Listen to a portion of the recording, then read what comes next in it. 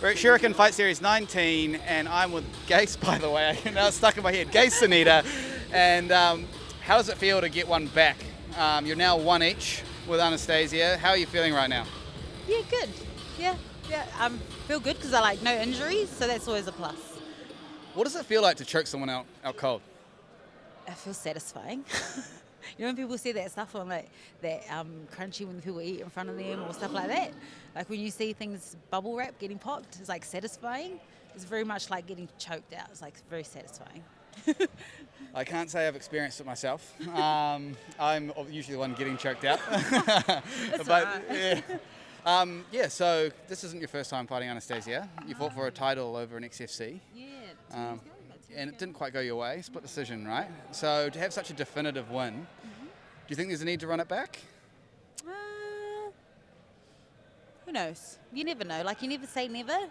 But also, it's like one of those things where the first time I fought her, I was just coming back into MMA after having like a 3.5 year off. So I hadn't really quite been able to upskill as much as I had wanted to before I kind of jumped back into the cage. So I knew I had a lot of skill set there and a lot of potential, but I wasn't able to show it in that fight. So this fight, coming forward and being able to pull off what I've pulled off tonight, is, yeah, I don't know. I'd never say never, but it is one of those things. If she wants to run it back, I'm all for it.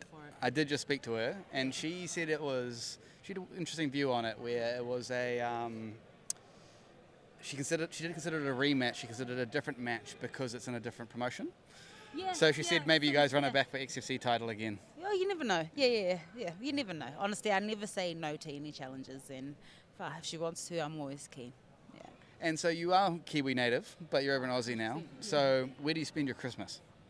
Mostly at home in Blenheim, from little old Mighty Wairo.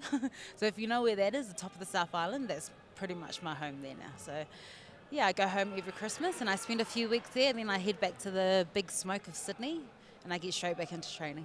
And so are you now staying on, or are you going to go back to Sydney and then come back? Yeah, I got to go back and retrieve my child. Oh, right. So get my son and finish up school there and then wrap it up, and then we go back to Blenheim.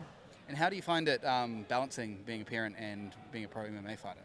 Chaotic, but such is life. Everyone has things that they need to get through and process every day and balance. So yeah, I love it. It's part of the chaos that makes life life. So without it, I would just be weird. And I've always found it interesting because obviously the violence of MMA, right? So how do you explain that to a child of, say, this is what mum does for a living? Oh, my son loves it. Yeah. My son loves the sport. He used to train jiu-jitsu when he was younger, but like nowadays he more just loves to watch and be around it, and he likes to criticize. So whenever I look ugly in the cage, my son's the first one to tell me. He'll be like, "Ooh, Mum, you're like doing this weird stance thing," and I'm like, "Oh, did I really look like that?" And he's like, "You know, kids are very honest." So I'm like, "All right, I'll change it." Well, I was thinking, it's like I heard a saying once where it says, if a guy says something mean, he's a dick. If a girl says something mean, she's jealous. If a kid says something mean, shit, you're out of luck. Pretty much. That's it. Like, kids are just pure. So you can take it on the chin.